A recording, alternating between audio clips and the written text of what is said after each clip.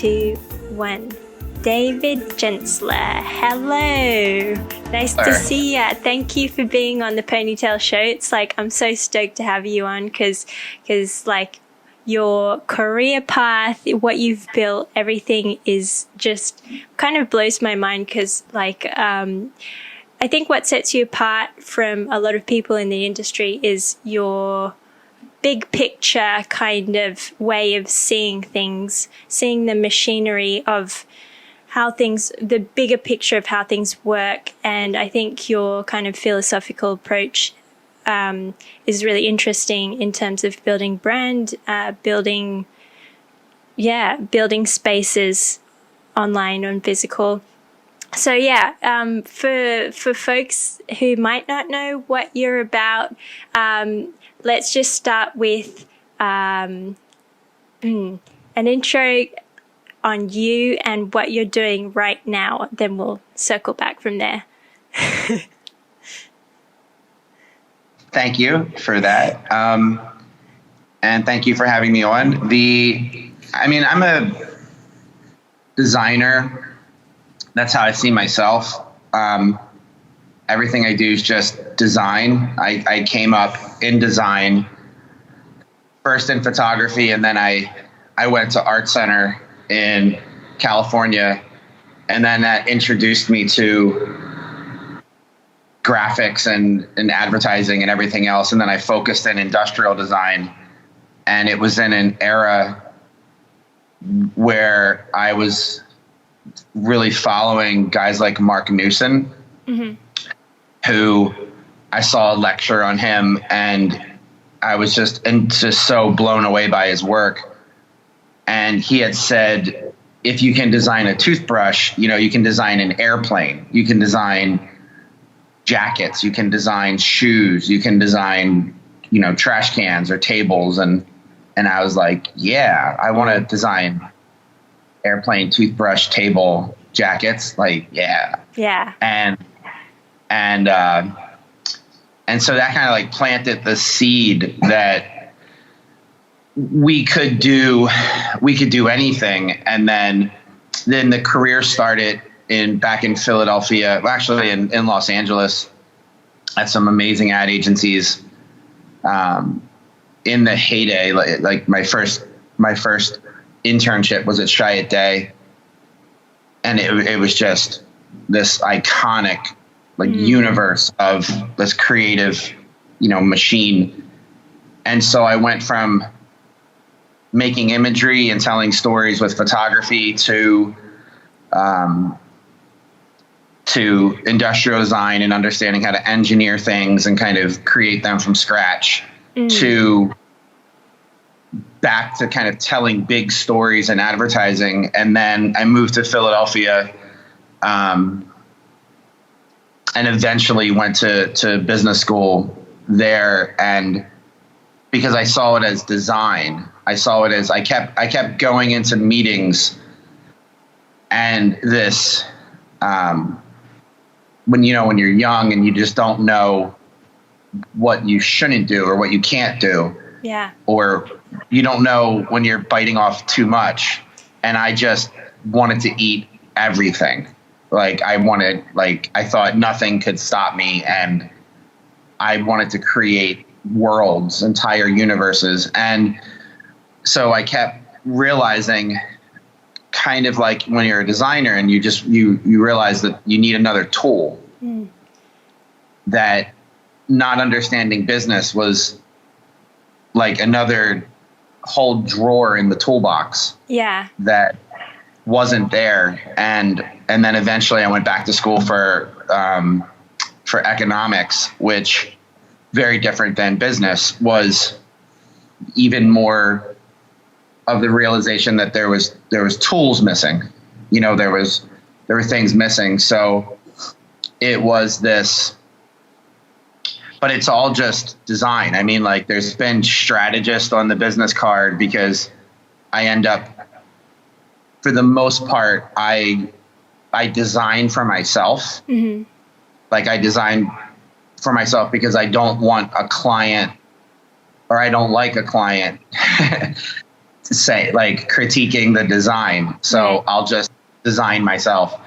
And the thought process of designing for somebody else is crazy. It's, let's say it's a jacket, that every part of that thing is just exactly how you want it. And then you'll show it to them and they'll be like, no, the collar's this, or the, and you're like, why is your opinion, like, unless it's like the owner of the company, it's just like one subjective opinion. It's just another cog in the system. And what kind of credentials do they have to make critique on this thing that they're a part of?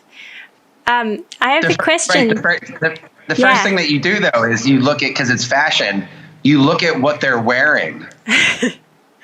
And you're kind of like, nah. So judgy. Right, no, but I'm like, I'm not, if it was like Alexander McQueen being like, I don't like your coat, I'd be like, my coat sucks. But if it's just like, a general manager at Adidas, I'm like, yeah, you should maybe, keep those opinions to yourself. But so like when you sell strategy and you're working with strategy, it's a lot more objective. And so I got pretty good at developing very effective strategies for very, very big brands. And so I'm a strategist for others and a designer for myself. Right. So I'm wondering, like, did you go to school for industrial design? Because you said before, like, you kind of, when you're young, you don't really have like this, anything is possible, and you don't have this kind of set of rules of what you can and can't do for a task. Whereas I feel like sometimes when you go to design school, that can happen, like especially with fashion design, there are you kind of are told what you can and can't do with the medium. Did you study formally for the design part, or was that self-taught? I studied industrial design at Art Center, and I mean, I'll give Art Center credit. It's just there was nothing like that. There were no rules. That's rad. Like there were no, like, I mean, I started out reading Zen and the Art of Archery and like practicing archery. And I couldn't, if you've read that book, it's a phenomenal, very small little read, but it was just this whole idea of, and I was at a lot of other schools. Like I had a lot of other great places with great teachers and great intentions, but there it was just this environment where, and at that time I was a very different version of myself. I was very quiet and I was very observant. Now I'm this like loud, I'm still very quiet and very introverted, and I don't think people would really take me as introverted, but I'm really introverted. But there I was just completely quiet, and I would observe everything, and I would steal classes. How do you steal a class? You steal a class by asking instructors if you can sit in. You're not really stealing it, you're not. It's not going for credit. And I sat in so many classes that at one point I was with somebody at the time, and it felt like we just weren't together. Like I would like physically sometimes like just live there, and because the school was just open 24 hours a day, and I would just stay there constantly and like work on stuff at night. And it was funny. I lived in Pasadena, and Art Center sits at the top of a hill, and I had a little teeny 50cc scooter, and everybody else there had like nice cars or like Jaguars or like, and you're like, kids.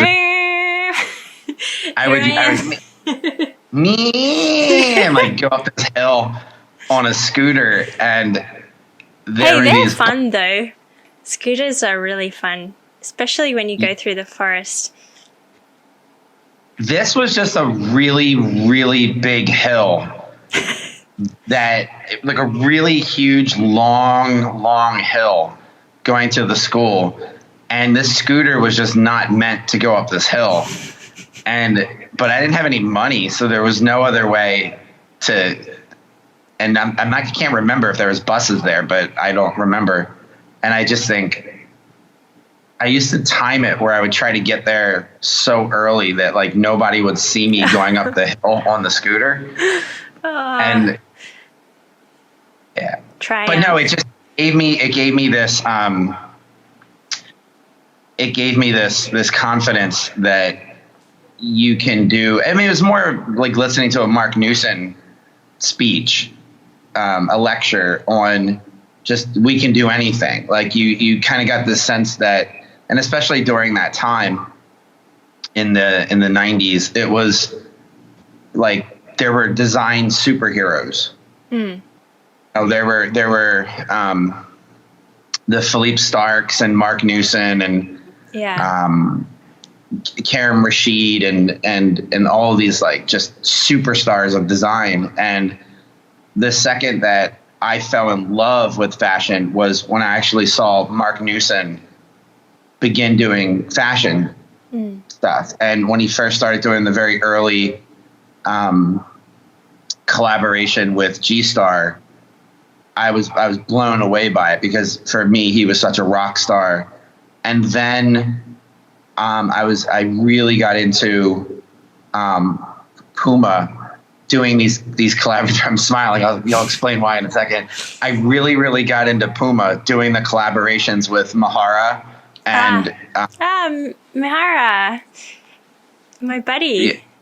So he's just on some other level. Yeah. And so him and McQueen doing the Puma stuff, but I was really into the early collaborations with Puma. And this is jumping forward, but at the time where I was at Rockefeller and I was one of my partners, Biggs, who's still a friend, he was one of the three founders of Rockefeller. He would just, and Damon Dash, they would snap on me constantly because everybody would just wear white Air Force Ones.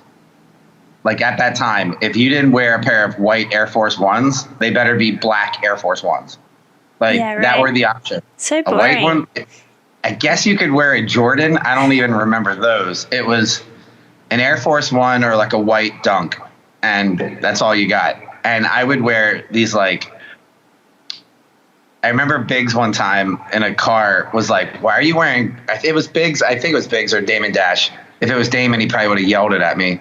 But I was wearing like this super butter soft, like Mahara. And they were like, are you a ballerina?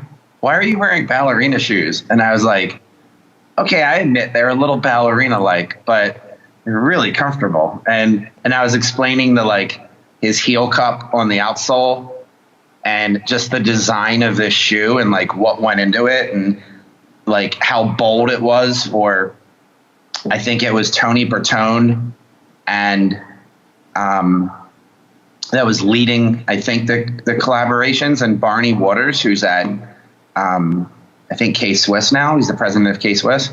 They were at Puma and they were leading all of these like crazy, amazing collaborations. And I was like, I want to stop getting out of the abstract of designing brands and communications. And I want to get into the fashion part.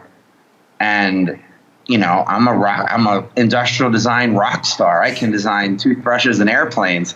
Yeah. So I just dove into fashion really hard. It's interesting you brought up Mihara. Yeah, I first met him like 5 years ago, and he showed me the Puma that he spliced in the early days, his first Puma collab.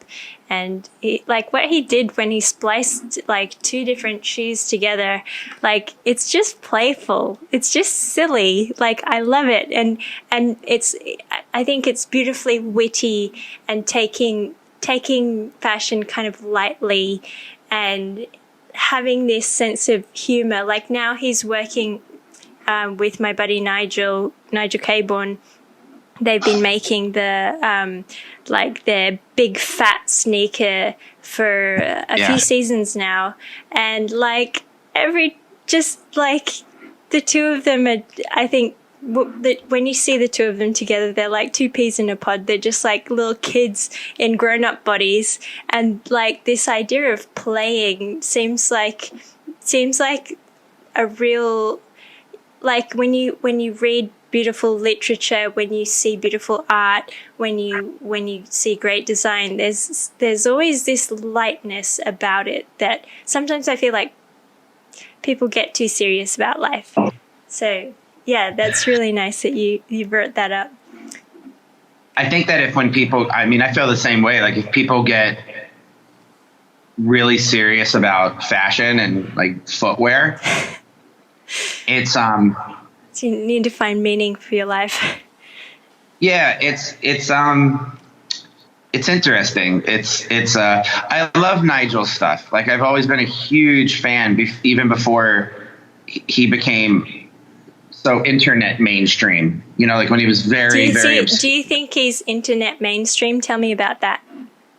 I want to know what you see. So, I mean, he's still. This is obviously from my perspective. Yeah. Like there's absolutely.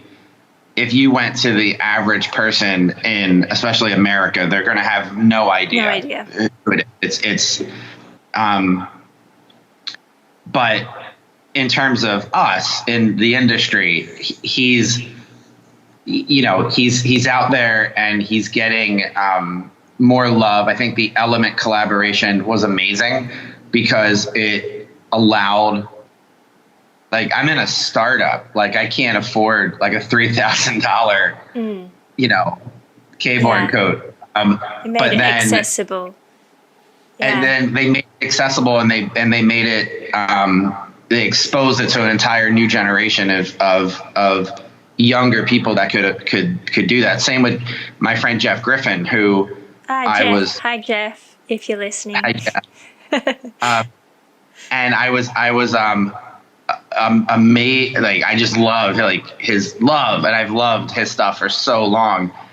And because we're friends, I'm able to get garments, based on friendship, and they're just my most prized possessions.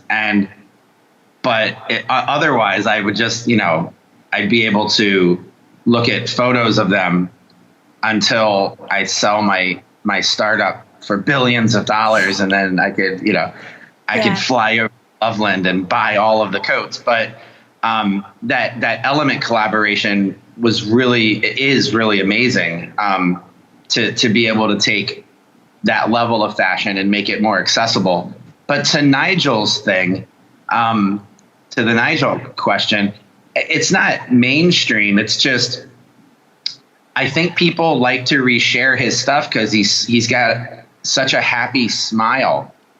Yeah. Like he just looks like he's always having fun. He's also part of the reason I moved.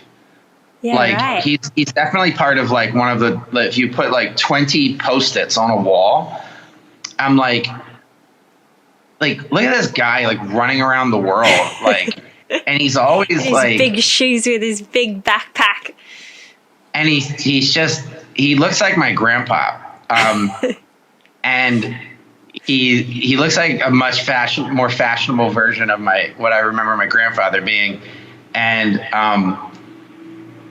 they just have like this.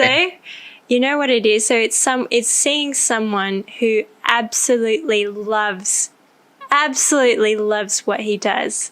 And that's, to me, like, that's the essence of it.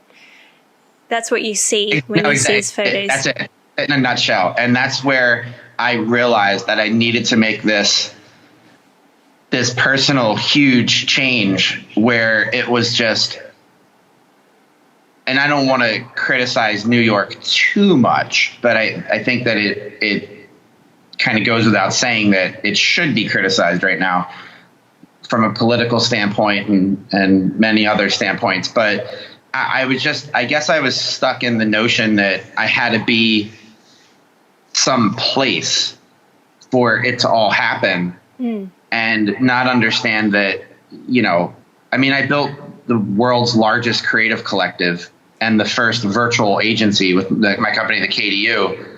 And I had thousands of members all over the world. And most of them I never met. They worked in, Poland and Brazil and Argentina and Japan and all over the world. And we worked virtually, and we did this in like 2004, 5, 6, and we did it for a decade really hard. And I don't understand why, like, my mindset was that I needed to be rooted in Brooklyn. Like, Brooklyn was part of my identity, but Brooklyn did make me happy. New York City did not make me happy. Like, I wasn't, and I had this like amazing storybook career, and I just wasn't smiling, and I think it was because of that lack of happiness. I think it affected my work a lot. And in 2013, I stopped designing clothing, which made me I was unhappy just in general in relationships and the city that I lived in. And I stayed there, and I thought, I'll blame design. I'm not happy because of design. Or you blame other things. And it was just the proximity. Like, I was someplace that it just did not make me happy. And I was around people and a mindset that I thought were required for me to do my job. But I learned the hard way that that's not what brings happiness. Like, I love designing, like, I love making stuff and creating stuff. And if I put myself in an amazing environment around really amazing people, and it's fun being in Pennsylvania because 99% of the people have no idea what I do. They don't care that you do stuff with Adidas or Kanye, or there's the Jay-Z stuff, and they don't care. They just care that you're nice, and they talk about the weather and food, and for me, fishing, and they have no concern about my opinion of this color and this material and this thing and that thing.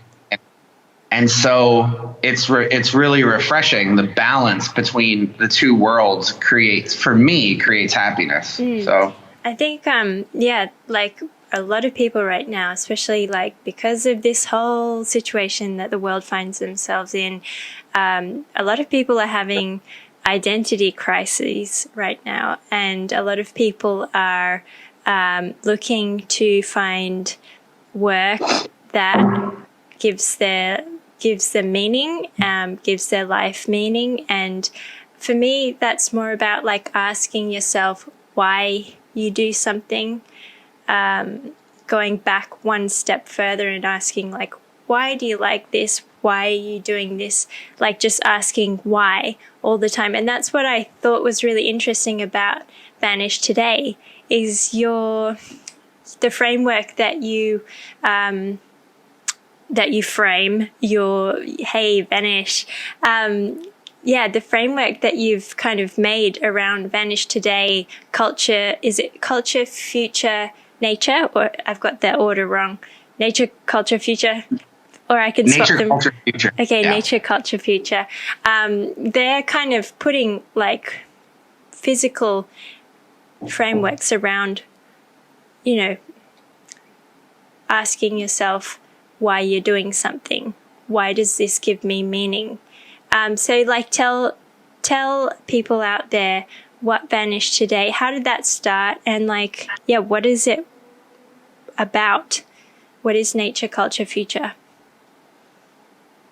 The brand is just Vanish. The Vanish Today part is the media side of it. And I was rebuilding the brand for Leica camera. And my friend Aaron Levant he started the Agenda trade show, which just basically is responsible for the kind of global propagation of streetwear, especially in the United States. There's no other force that was greater than what he was doing. And he helped start Complex Con, and he's a really true icon and an entrepreneur. He now runs Network, the online platform that does all of the drops. It's an amazing platform. And so I was using Agenda to penetrate a new market for Leica. And with Aaron, we would set up these large photo studios, and we would just very simple. We would just give all of the attendees of Agenda really great photos of themselves, like really, really nice, like monochrome profile picture quality. We literally would shoot like 700 to 1,000 people per day during Agenda. Wow. And we would shoot them with like a monochrome and like a Noctilux, like a zero. It's like the ultimate lens, like a 0.95 lens.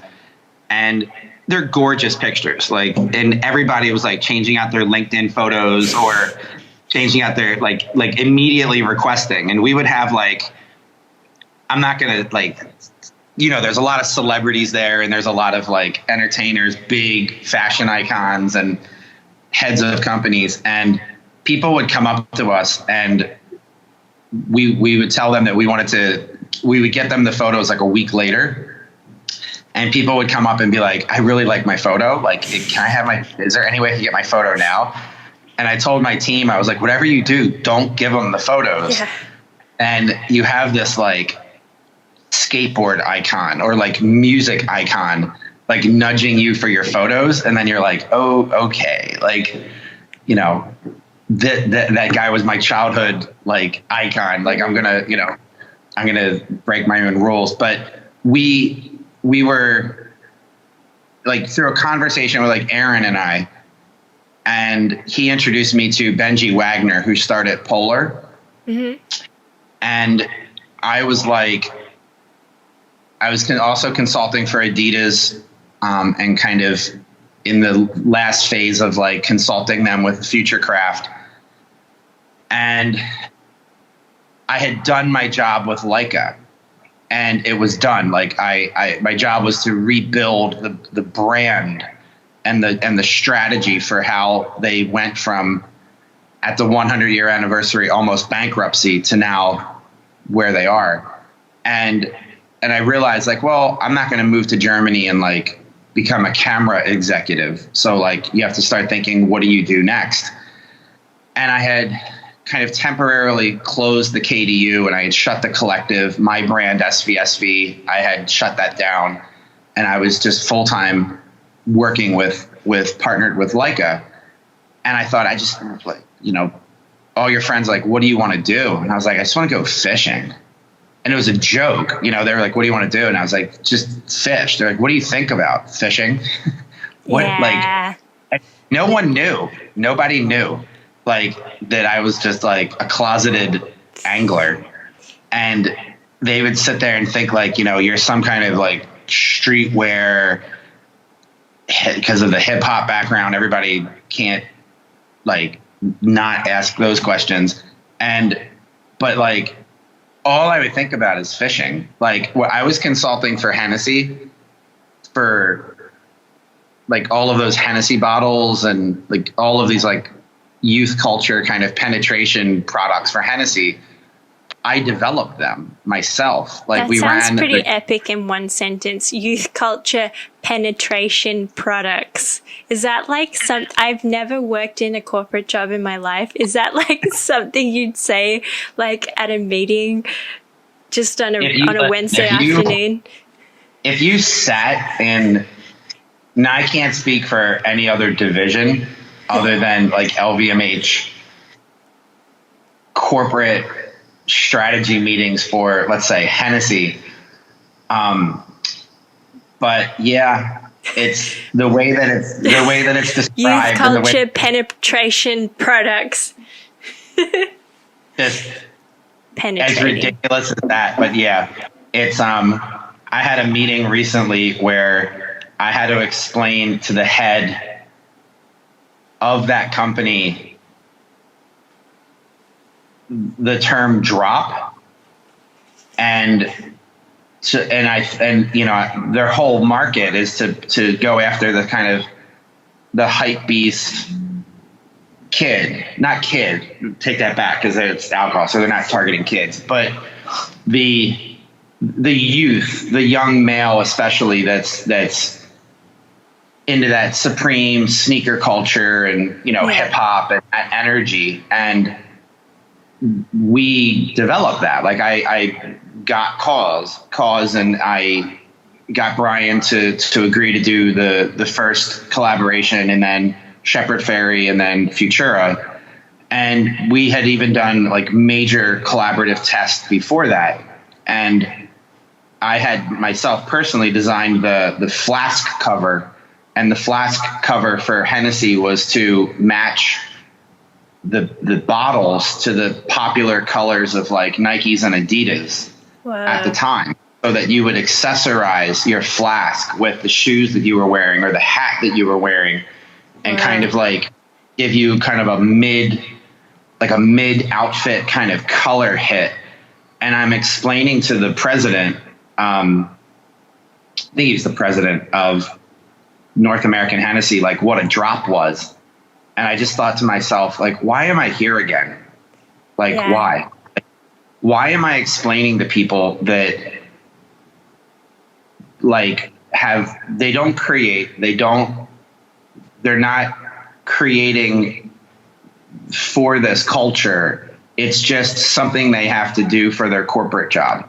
Yeah, I feel that's like one thing that was interesting about, I read about your brand that you started, and there was that article about your kind of like, fight against fast fashion and mass consumerism and large brands. I think the problem with corporation is that when something grows too big and to the point where like every little facet of the company becomes like there's a team dedicated for that tiny facet of that little area, then things get disjointed.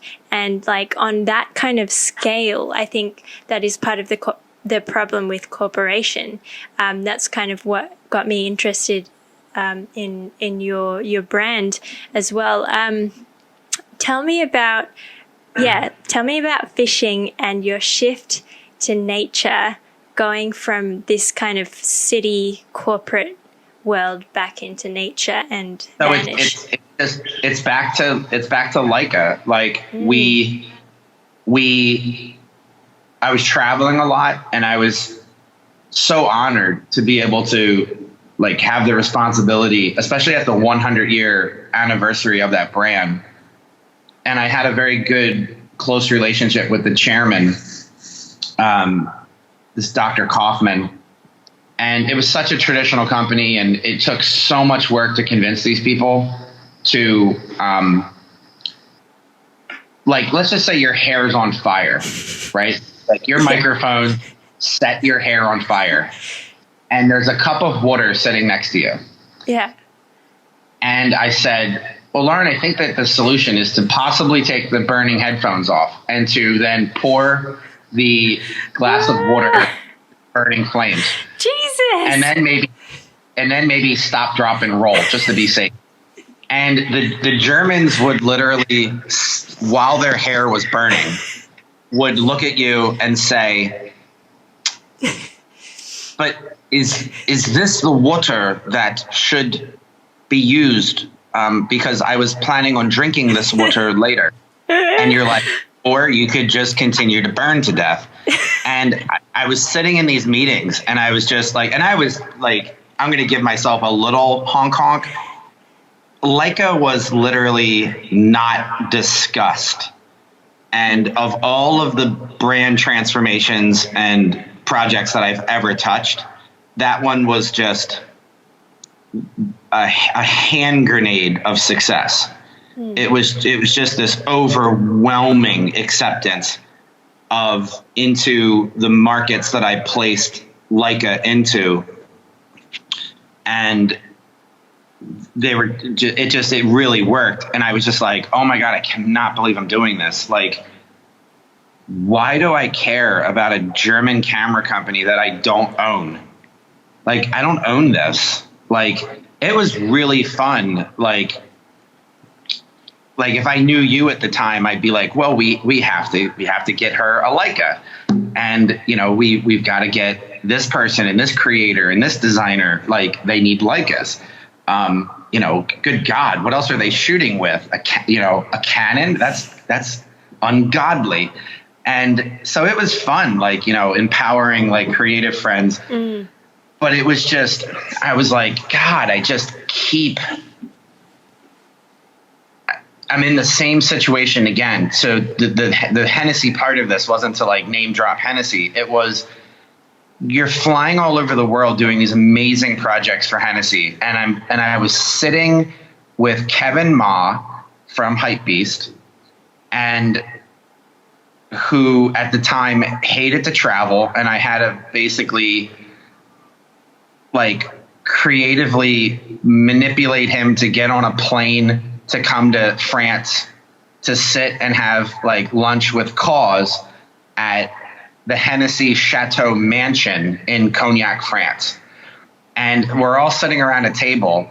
And when you look down the large lawn at the Hennessy Mansion, there's this bucolic river that runs through it. And it's filled with these giant French perch. Mm. And right on the bridge next to the Hennessy headquarters is a fishing store. And while everybody else, there's all these LVMH executives, and they're all dressed in like, $2,000 suits with $5,000 handkerchiefs. And there's one of the biggest artists in the world. And there's the biggest, media icon with Hypebeast. And all I could think about was fishing. Yeah, man. Like, I would too. I couldn't pay attention. I was like, they're talking about the project and Pharrell and this thing, and I was just like, yeah, that sounds fucking great. Like, I've met Pharrell, like, it's, whatever. And I was just like, God, I gotta find time to like do this. So I would literally lie about having to do like another project, and I've got to get back to Paris, and I've got to do this thing and that thing. And I went over and I bought some fishing rods, and I started like fishing Cognac. Nice. And I would do it secretly, like it was like some kind of dirty secret. And like even some of the LVMH executives back then would be like, why are you talking about fishing? And I was like, because it's, never mind. It's a fish thing. You're not going to understand it. Down there, you'd probably get some like nice pike, perch, carp, maybe. There was never caught a carp, and they used those, but there was pike everywhere, and I just wasn't fishing them right. But I did catch a lot of perch, and they use those really long, it's basically like a giant Tenkara rod, just in carbon. Yeah. And they just do the pole. It's like the Southern French. Yeah, they like yank it out, like it's like on a short line, and then they just wait till they like, the fish is on, and then they'll like yank it out. I live in the north of France, and things don't change in France. They've been doing the same thing for centuries. They know what's good. I would look at this river like behind the chateau, and there were like lilac gardens, and it just looked like Napoleon's Airbnb. It was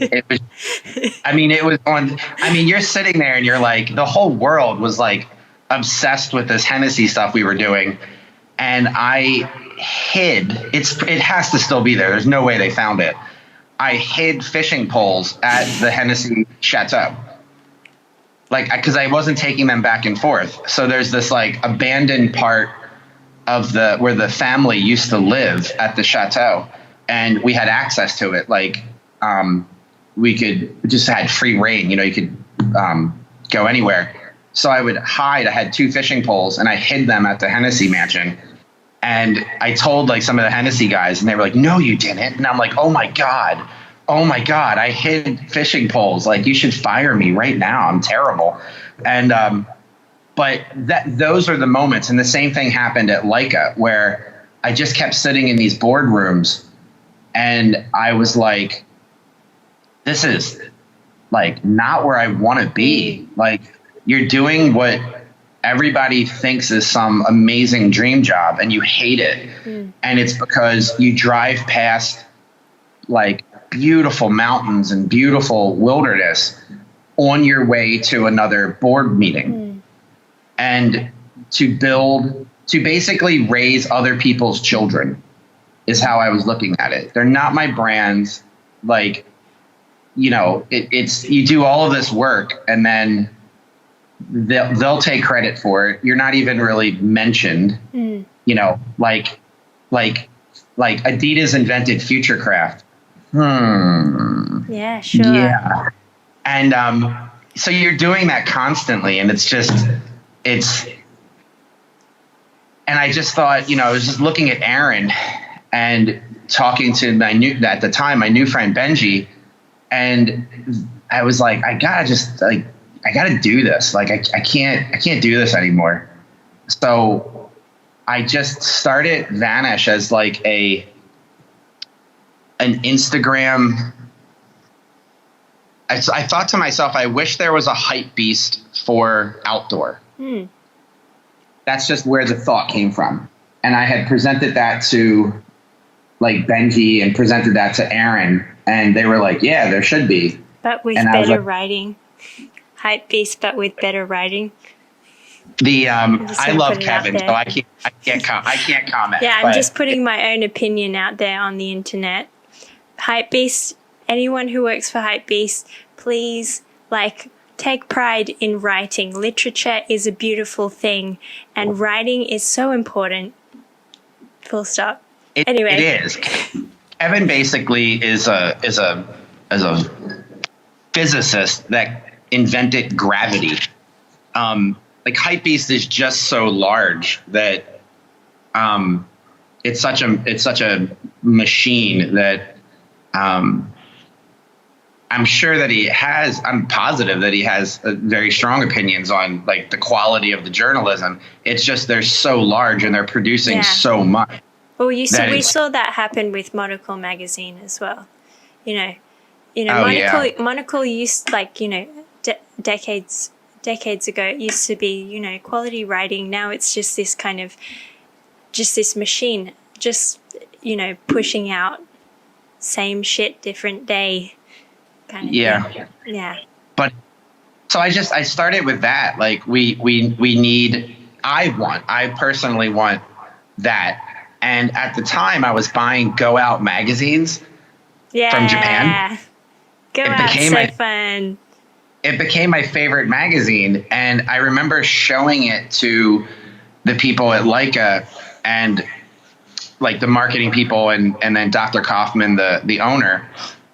And, like when you're developing strategy, you have to obviously market to the moment, but you have to create for the future. And I said, the outdoor space is what is coming, and it's coming for these very kind of academic, immutable forces that are going to create this return to nature, which are very simply, the more and more that the world becomes digital and virtual, for us, organic species, an organic creature, there's going to be an inverse reaction back to the organic. Yeah. And I do tend to become hyper academic with a lot of the strategies. And I've learned over the years to make them more and more and more simple. Like, I try to get them down to, like, not to abuse the term, but like an idiot-proof sentence. I think that's important, though, and I think that's a skill in itself, to actually make something, to communicate a complex idea so that anyone can understand. That's not easy. I used to have, and it's something that I learned to do. Um, it used to be these large strategy decks that were like when I was at Rockefeller, like I kind of brought strategy to especially design strategy to hip hop, and brought the idea that Jay-Z's not a human so much as he is a brand, and he should be managed as a brand. And the company at the time was called Human Brand, and my company that they ended up purchasing and before I went in and became their partner. And it basically came down to that, even in hip hop, that celebrities were brands and they should be managed accordingly. They shouldn't be managed like people with, so that kind of, that ideology sort of was quite successful. And I learned to kind of keep reducing it down and down and down to its very kind of essence. But in the beginning, I would just put like 200-page strategies, like full-blown dissertations, and hand over these blueprints thinking, well, if this guy sitting to my left understands this part, this guy sitting to my right won't, but he'll understand the later part. And now it's just... if they actually read it all too. Yeah, I think probably insecure with... I was very lucky to be in very big positions very young. And I think I had age insecurity where the people, like I was sitting with like an officer title or a partner title around people that were twice my age and with 3 times my experience. And I thought that maybe a tidal wave of work would somehow compensate that. But I've since grown old and more comfortable in wise.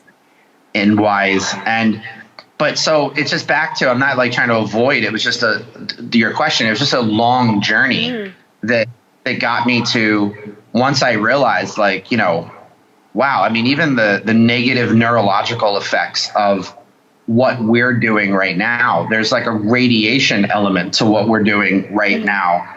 There's a slightly worse radiation element because you have radiation in front of your mouth and on your ears.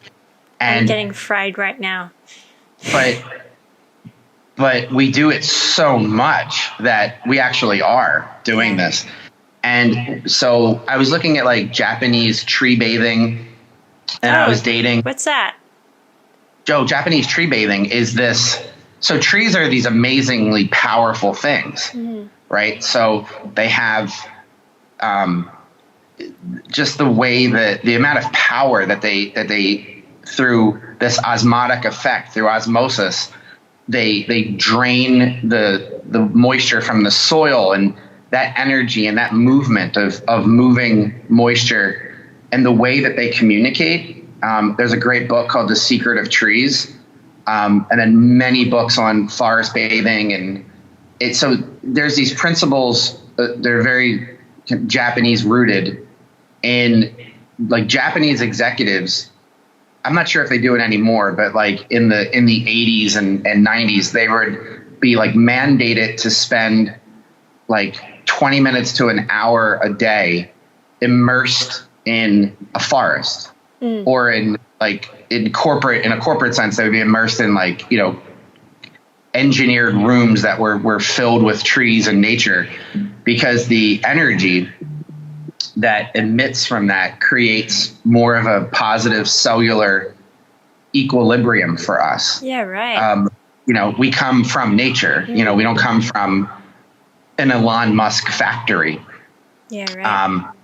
And it's the more, there are no studies on the super positive physiological effects of digital powered, like battery powered digital synthetic culture. There's some benefits to the economy. There's some benefits to speed of things and the ease of communicating and things like that. But there's endless research for decades and decades about the positive benefits of spending time in nature. It's the same thing with breathing and the same thing with meditating. And they understand that that's part of it. It's part of that sort of, to get back to a better equilibrium. In my mind, that's almost like more of a focus back on the self, on the inner self, rather than constantly being distracted by city life or like work or like your phone or whatever it is, like that, having that silence. And, that's one thing I love about, back to fishing again, that's one thing I love about fishing is like, you'll sit there for hours and you'll be by yourself. Like, okay, sometimes you'll be with a friend and it's fun, but like you'll just be with yourself for hours, undistracted. And like, you don't really, if you think about it, you don't really get that time to yourself anymore, especially when you live in a city. But yeah, even if you don't live in a city, we carry these things around with us all day long. They've like become a part of us, and they've become a part of our human anatomy almost. It is, and it's there's so much, because especially young people want to figure out a way to use the technology to be entrepreneurial and to not live corporate lives, and to do some positive things like have more freedom. But then we end up investing so much time into this virtual space. At the same time, you see the negative effects on the world, whether it's, climate, global warming or any of the climate issues, pollution especially. And it's just, there's a critical theorist named Neil Postman that was a protege of Marshall McLuhan. And he has these two great books, The Bridge to the 18th Century and Entertaining Ourselves to Death. And, McLuhan predicted in the 60s and 70s the overwhelming and, to the most part, negative effects of digital culture, starting with radio and television and then getting worse into, the internet. And then Postman kind of took over. And his books were like in the 80s, like just so predictive of the state that we're in right now, where we're so distracted by entertaining ourselves to death that we have no idea what we're eating for the most part. We have no idea where our water comes from, or that there's differences in different waters. There's just trash. Like, where does our trash go? Like, just these basic questions that if you literally lived at a camp, if you were just camping, they would be very essential questions. Because if you get them wrong for like one day, a bear could eat you, or you just have a messy campsite. Yeah. But when you live in a modern industrialized world, you can just forget about all these things and kind of pass the buck to somebody else. And that little micro irresponsibility amplified, or magnified by the world's population has destroyed the world. And then you take a look at like the effects that it has on us socially, the way that we communicate, the way that we lose civility because of the anonymity of, we can set up an account and just, be a bigot, or we can set up an account anonymously and say whatever we want or attack people. And it's, again, amplified digitally on a global scale, and it's destroyed us. I mean, look at America, what's happening right now. It's shameful to look at what's happening. I was just in Portland, Oregon, and it's just a disaster. Yeah. It's just truly a disaster. So I think that for me, I can't do everything. I'm not going to think that my voice online is so mighty and so important that it's going to somehow change this absolute monster of a problem. But I can do certain things. Like the goal for Vanish is just a very large scale of what, let's say, fishing did for me.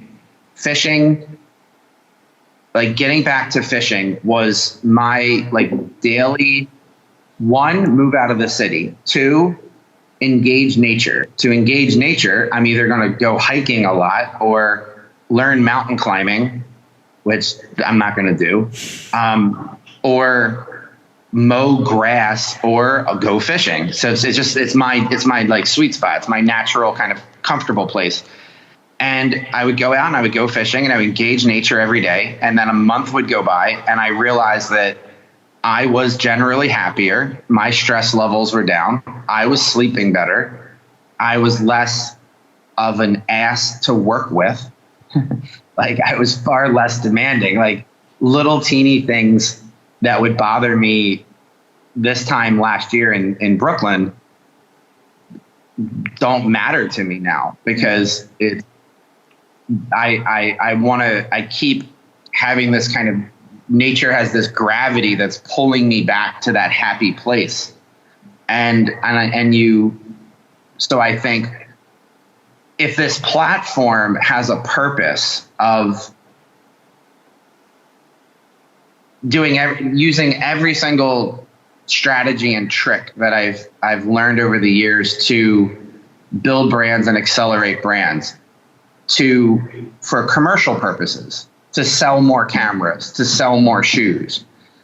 If I can do that with a larger concept like nature, if I can make people want a camera that they don't need, and they're going to go into debt to purchase this camera, or to possibly even to get into a debt to purchase some shoes or some fashion that we've helped create or we've created. It's a better goal, and it's a more lifetime sort of passion and a mission, that this isn't a project that ends, right? Like in my lifetime, we're not going to fix nature. No. We're not going to suddenly sans a beautiful solar flare that destroys the internet. This brilliant contraption of the internet is going to, this, ironic cacophony of idiocy is going to continue forever. But if my goal is to just get people interested in nature, then they'll care about it. If you can get somebody to do something once or twice or three times and to begin to engage it, you can get them to care about it. If they care about it, maybe they change their way that they, move through this world, or their consumptive pattern, their choices. Maybe they don't want anything maybe they move more towards slow fashion for the right reasons. And then maybe they start, demanding it from the larger companies. And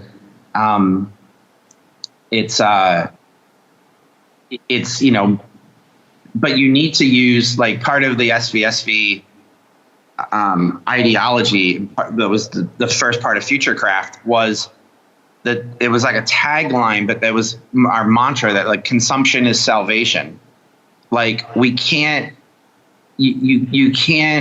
feed medicine initially without making it taste like candy. Like you can't get everybody to wrap their head around like Jean Baudrillard critical theory on simulations and simulacra and high concepts of, what we're going through and how to critically examine everything. Most people are like, I just want me some Kanye. Yeah. Give me some Kanye. Let me put this to you though. So from my observation, let me ask you a question.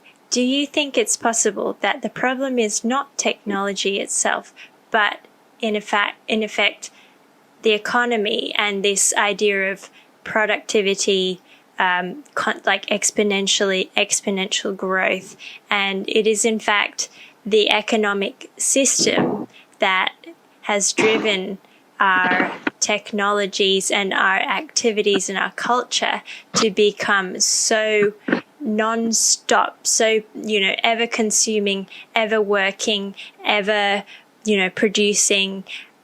Like, is that more of the problem rather than the technology itself, do you think? And do you think that is why people are more drawn to nature, because they are actually needing space for themselves, to this quietness that I talked about before, of like needing space in the mind?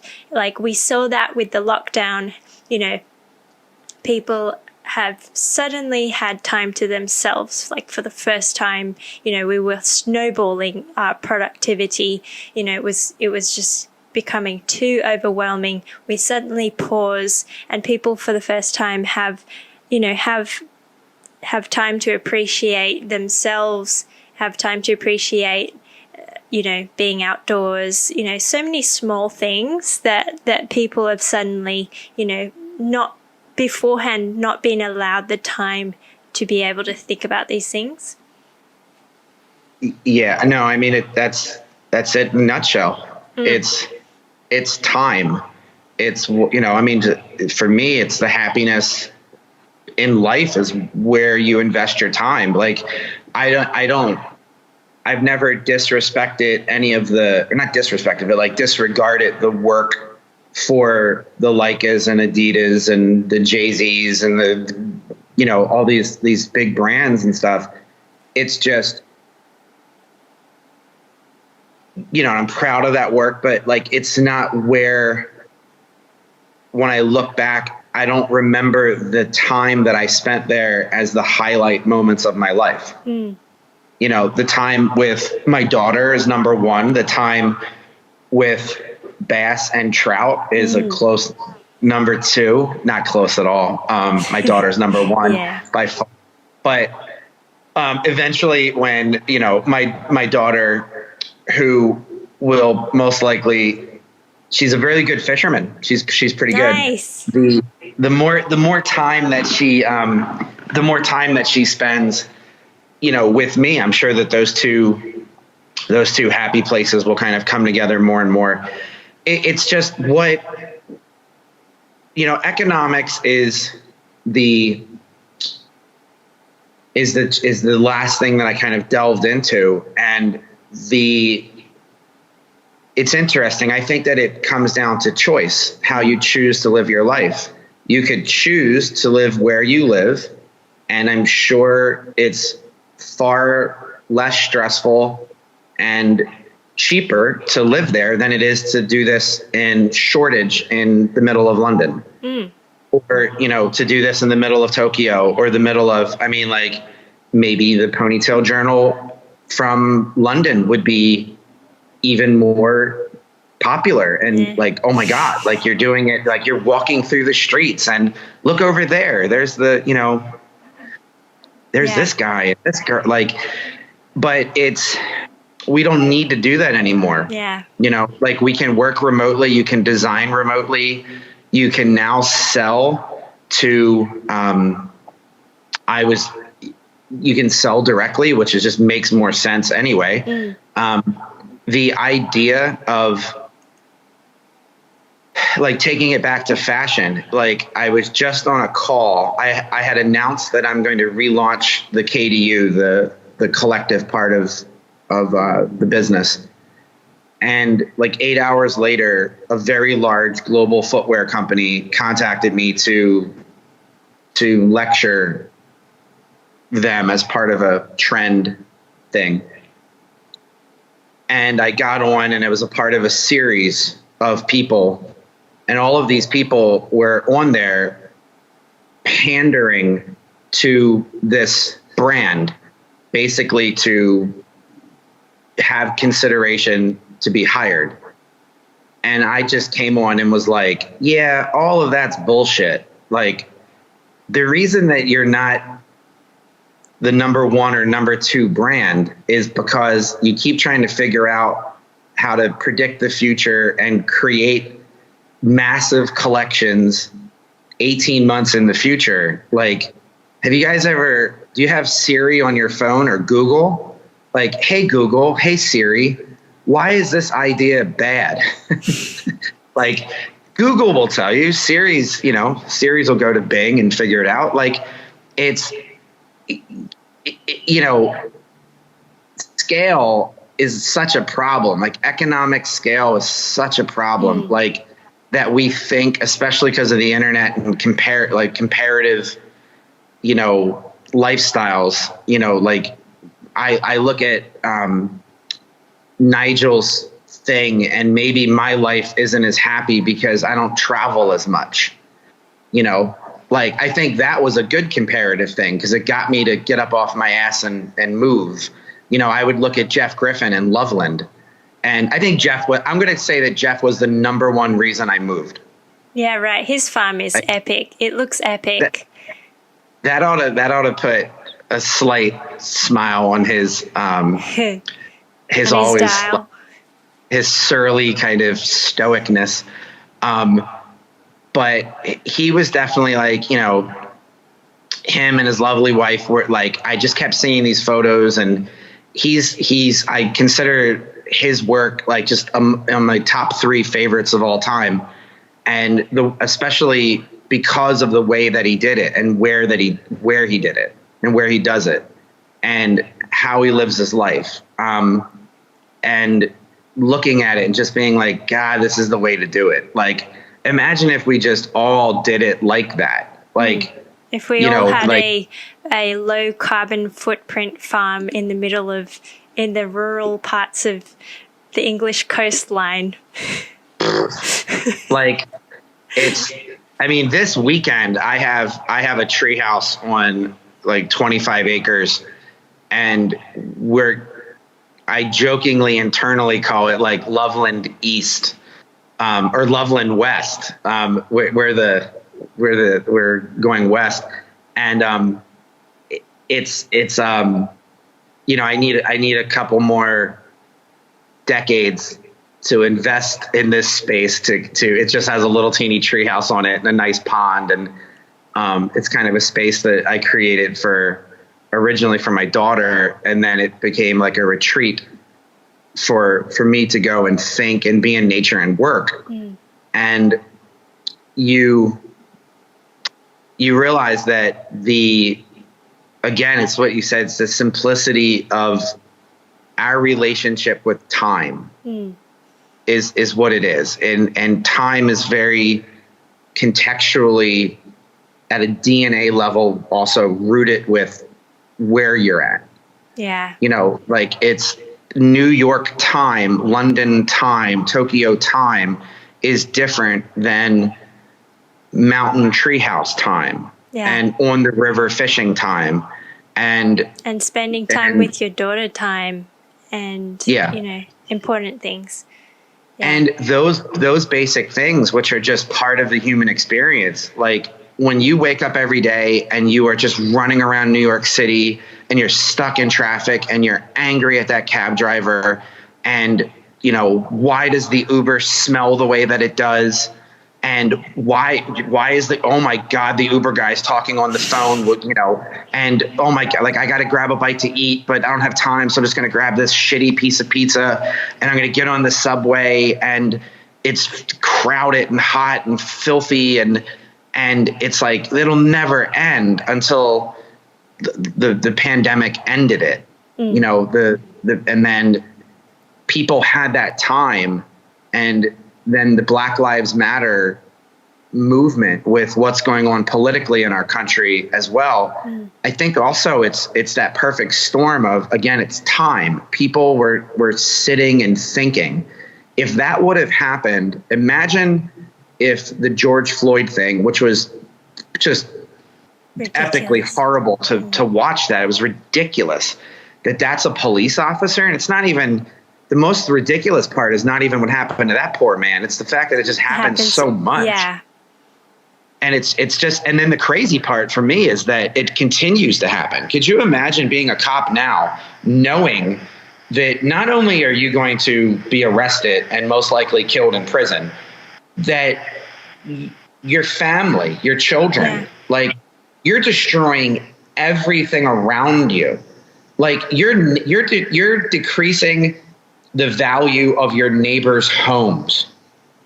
Yeah. When you're one of those cops. And again, I think that it philosophically goes back to time. We're all so in a rush, and we're all so rushed.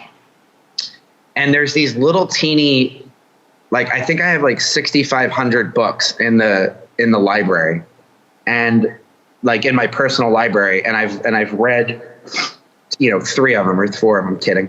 I've read them all, and I've read a lot of them many times. And there's just a couple lines that really stand out. There's this tiny little book that I got in an airport on like yoga philosophy. I was like, I don't know about yoga philosophy. I don't do yoga. I should buy this book. And inside of it, it had one line that said, "Form is more important than pace." And it just hung on me, where I was like, it's not about how fast I do this stuff. It's about like what I'm doing and how I'm doing it. The most important one, words that I've ever read were handed to me by a homeless man in Brooklyn, written on a Chanel. It's like one of my most prized random objects. It's a Chanel card, like a perfume card. Yeah. And he had scribbled on it, all of your problems will be solved in silence. And I was like, and I had just randomly given him $1. He wasn't begging. He wasn't doing anything.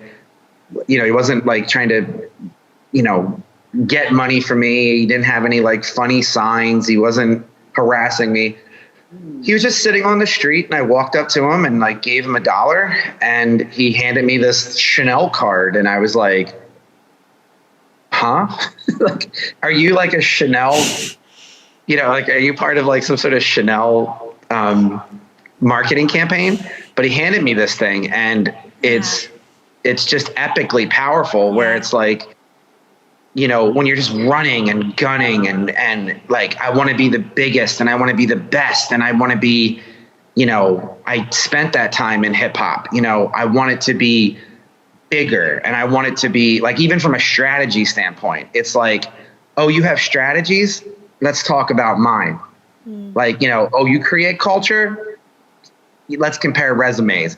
And there's that kind of male testosterone driven ego part, and that was amplified to a nuclear kind of level inside the environment of New York in the time, in the context of the New York's time. It made me a monster. And I think that you look at that globally, and I think that it's rooted to economics, and it's made all of us monsters. Not all of us, but you know what I mean? It's just made, we're just moving so fast. We're entertaining ourselves. We're trying to distract ourselves. Every millennial thinks that he should be wearing $700 Yeezys and driving a Lamborghini. Wow. And dating Kim Kardashian, and flying private jets, and everything in your life is going to be about the pursuit of this imaginary construct of what you believe your life should be. And and you can't just run like a small bakery. You have to run the next global app bakery that, like, it's got to be the biggest and the greatest thing in the world. And then your pursuit of that construct eats up your time.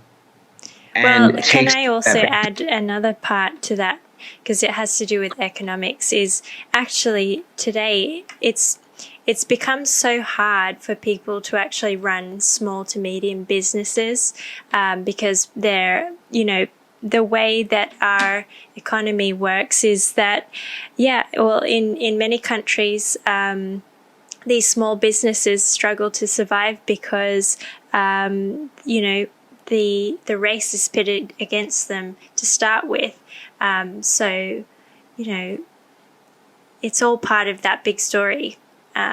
So yeah, a lot of people also want to work the least amount for the most maximum reward, which is part of exactly what you were saying as well.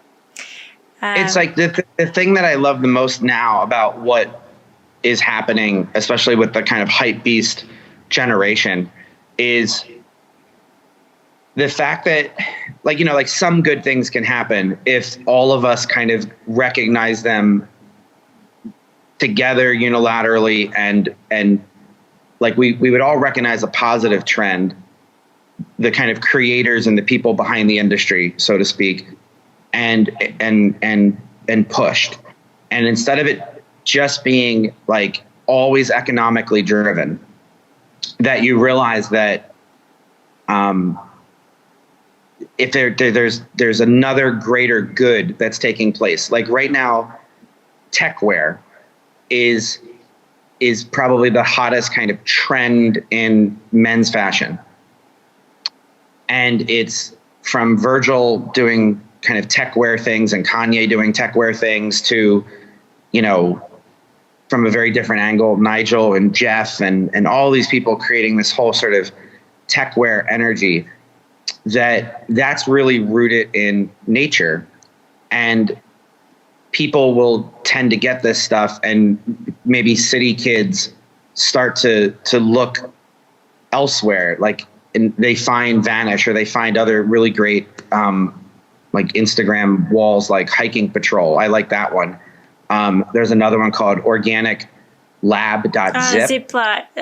Organic Zip Lab. They're fun. I don't know what that is, but it's my stuff favorite. a few times, and then I started following them. They have fun stuff. I think that I was just told that it's one kid, and he may or may not be a student. And I was like, yo, I want to hire that kid or like know him. I'm like, he's basically like, so for Vanish to accomplish its goals and its larger mission, we have to be a little bit more commercialized to reach scale. And so you can't just do things that are just super art related. And it's kind of like, there was a Jay-Z line that said, if he didn't care about money, he would rap like Talib Kweli. That's like what Organic Lab is to me. I was like, if I didn't have to worry about like advertisers and sponsors and investors and cap tables and VCs and exit strategies and this partner and that partner, I would just do what he's doing. Yeah. Like I would just put up like this aesthetic stream of consciousness. And it's good, but I'm sure my goals are different. So I have, different daily agenda, but the idea again is this: if we can get something like the hype beast, high snob culture of affecting tens and hundreds of millions of people around the world, and you get them into paying attention to something good, like what Parlay's doing with Adidas, or what Adidas is doing with Futurecraft Loop, which is, I think, really, brilliant and very kind of humbling that they would take my ideology and take it to a scale so large. I was doing Futurecraft and SVSV from a very well appointed but still small studio in Brooklyn, and I was trying to just affect a very small amount of people, and they're doing it on a completely different level on a global scale. But like, there's a lot of good if you go through pop culture and you go through the kind of hype beast culture, and if we could all kind of latch on to the good parts, like techwear can lead to a young male, especially a young male consumer, to go outside. And if they go outside, maybe we can keep them outside with other things. Like maybe we could maybe they realize they don't need to buy a $4 million condo in New York or Miami. Maybe they could spend their money elsewhere. Maybe you could shift their goals in a different direction. I think not to get into the totality of Kanye West, but I think what Kanye's doing with the Wyoming ranch and putting big Russian Sherp ATVs in his videos, and even Virgil doing like kind of mountain packs and different types of like outdoor gear mixed into, his collections, it gets a generation of people that would never go camping, go fishing, like an inner city kid, a fashion kid, maybe, an entertainment kid, a tech kid, to look at something differently and to kind of turn their head a little bit. And when those forces are turning their head, that's our goal with Vanish. Like when their heads are turned, we're the thing that is sitting in that line of sight. It takes a lot of responsibility, though. To me, when you're talking about this word responsibility keeps flashing in my head, because like, can we, like, yes, your intentions are really great, but can we trust other brands and agencies to be responsible with the voice that they put out, with the content that they put out, and the intention behind what they put out, to the intention of goodness? Can we It's trust? hard. It's hard. I can't personally. I think that it also goes down to it's economics. So inside of every single company that I've ever worked with, there are amazing people with amazing agendas that get crushed by the process that happens reviewing them in a boardroom, which is then led by exclusively the economic gains of the particular idea. It's well, what is the cost of this, and what is the benefit in terms of profitability of every single idea? And when that is the initial filter, then so many amazing ideas which could have a greater effect on a brand get lost and get killed. And so it's hard. I mean, it's interesting to see what will happen in 2 years from now. Yeah. Like, every company in the world is doing some type of Black Lives Matter thing. And I think that's good. It's good, it amplifies. But I feel like if their intention is not completely 100% good and meaningful, and if they're just, which a lot of brands are being caught up on this, when a lot of brands have just jumped on that social justice bandwagon for the wrong reasons, that I don't see that as good, and I don't see brands as being responsible for social justice. I can't trust that most brands have the good conscience to be able to be responsible for these very big issues. So it's really interesting to see a lot of that and the backlash that happened.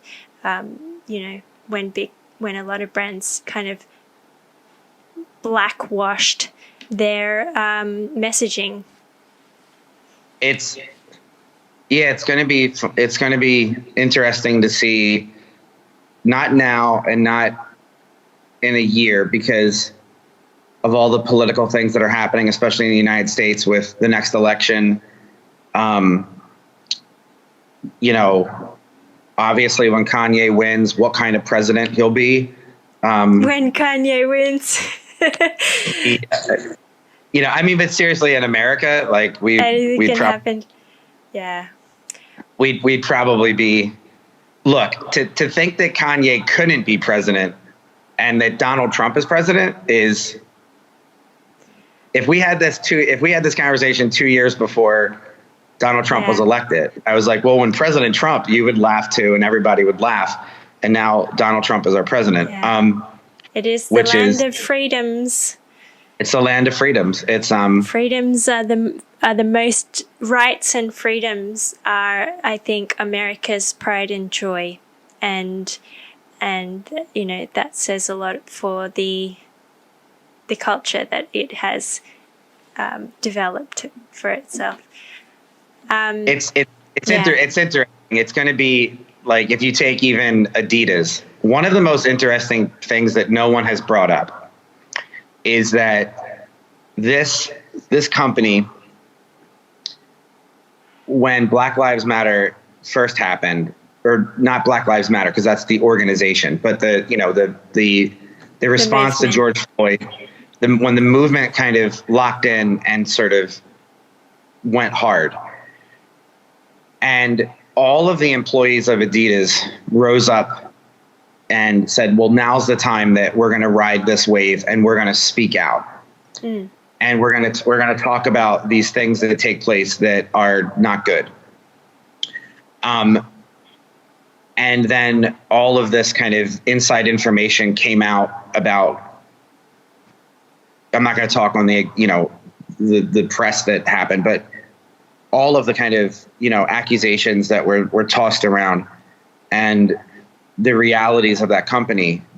It's amazing how instantaneously Pharrell, Kanye West, and Beyonce did not immediately say, I'm going to stop my contracts with this company.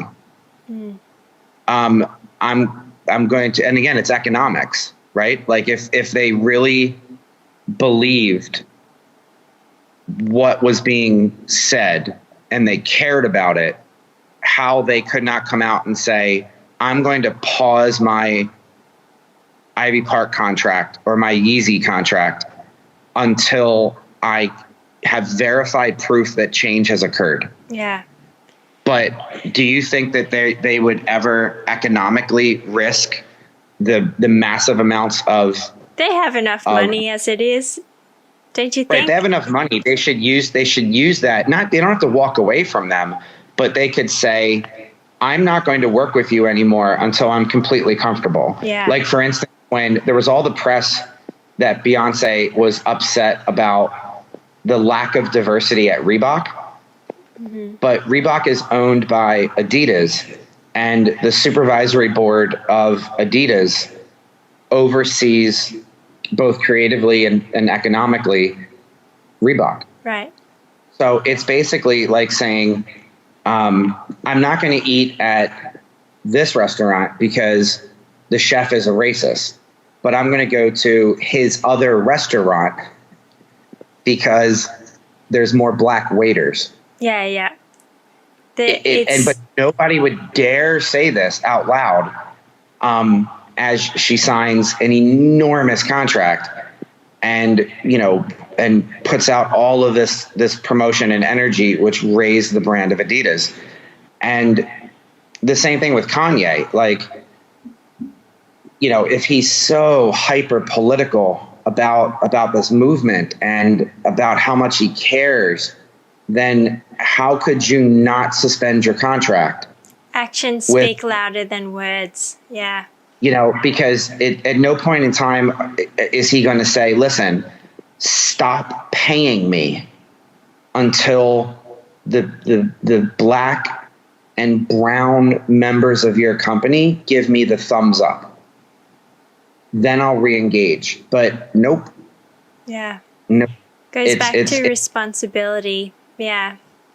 And it's not going to happen. And so, the only thing that people can do is to have that economic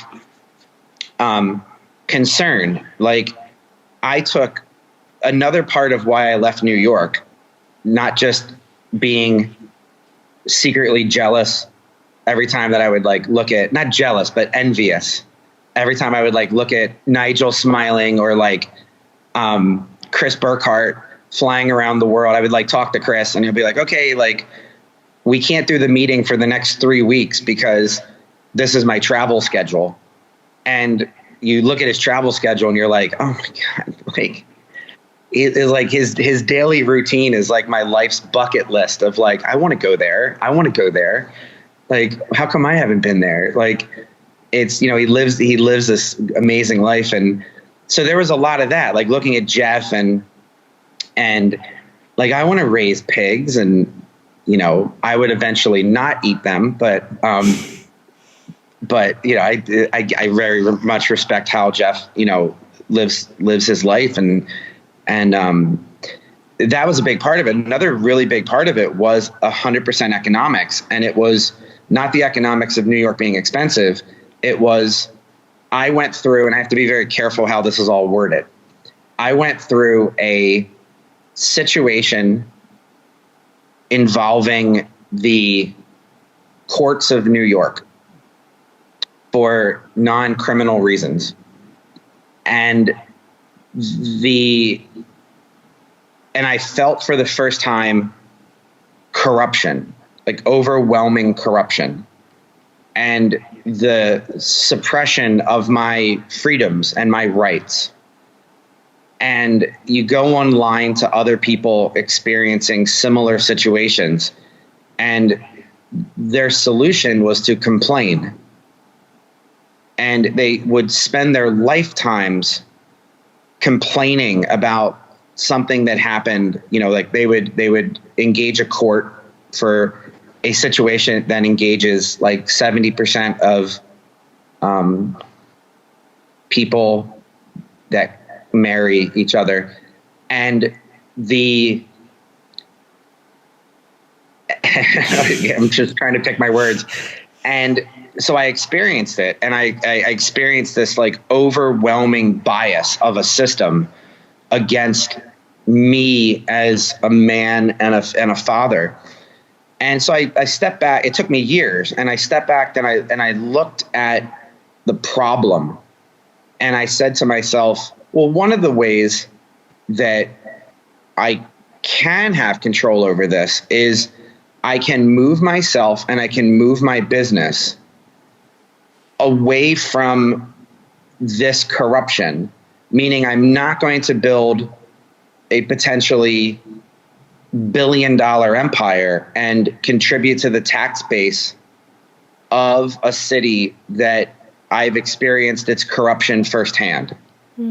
Or its incompetence firsthand. I won't do it. And see, that's what most people do. And I'm just using a very acute example of it.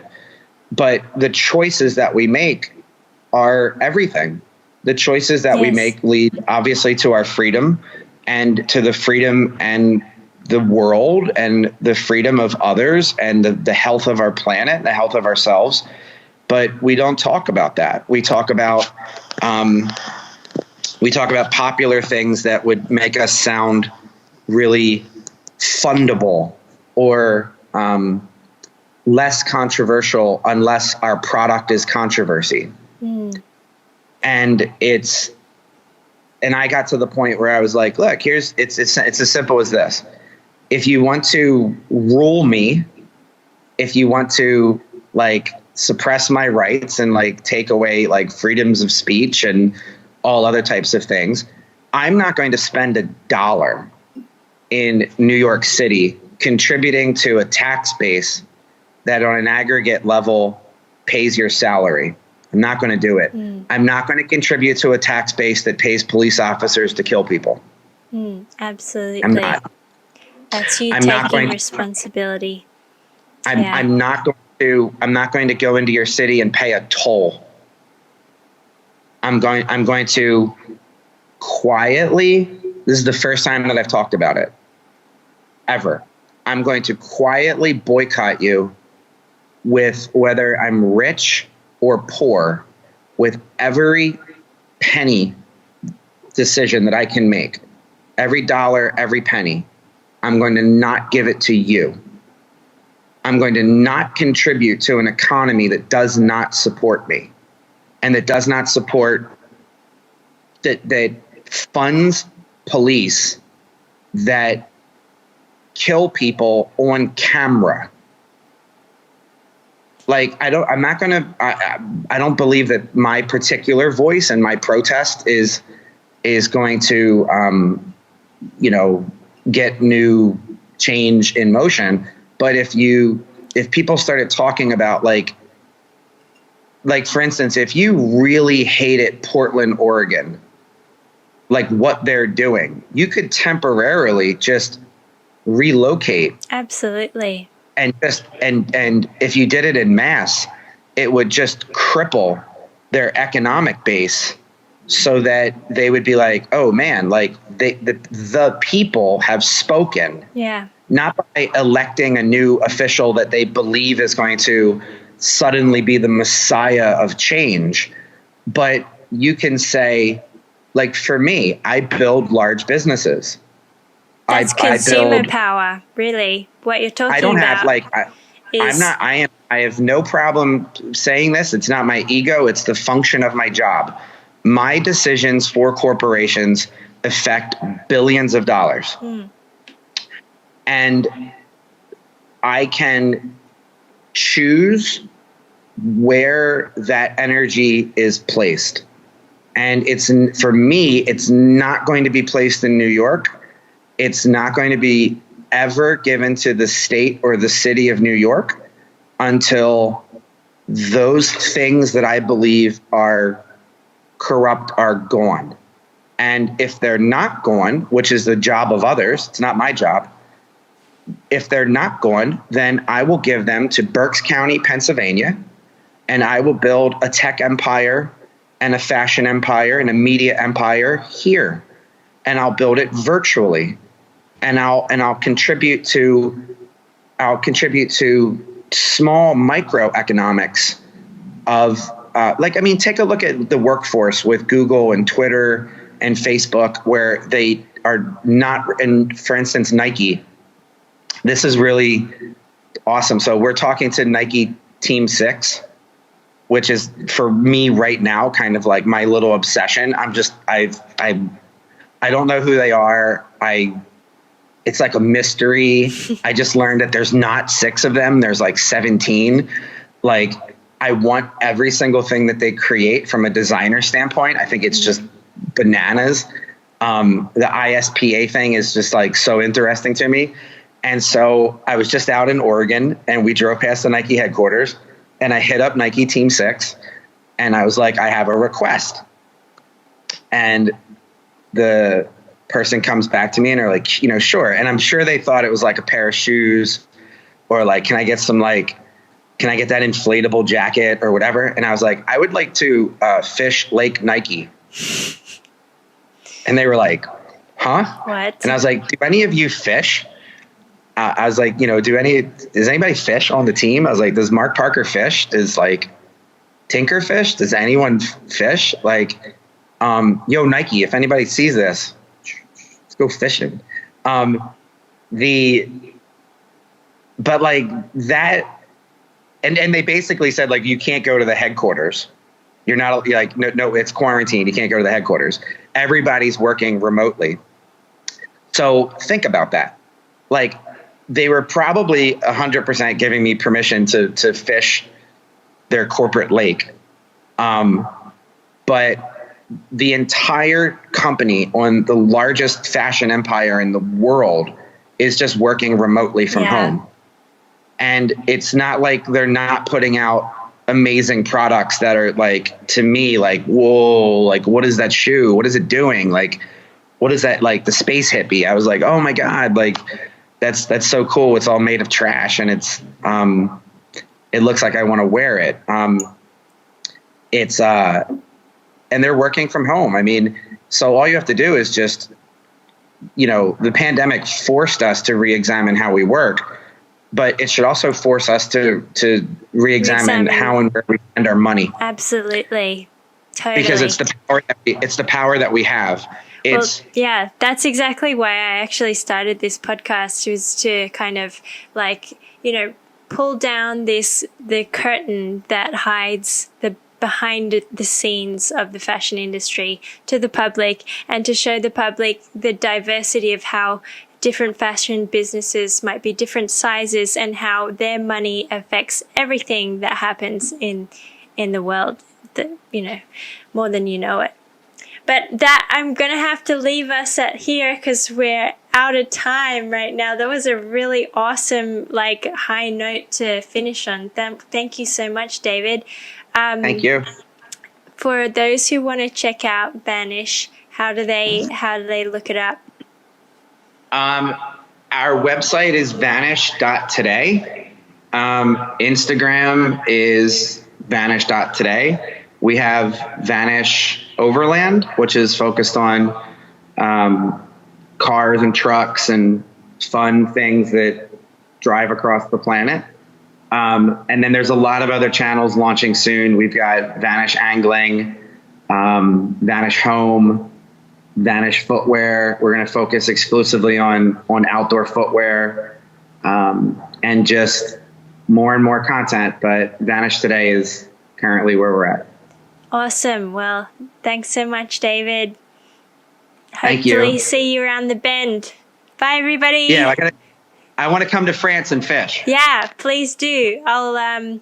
We'll be fishing for carp or pike or perch. Pretty much the only 3 fish that live in the river system where I live. But yeah, it's super fun. Thanks, man. Talk to you soon. Bye.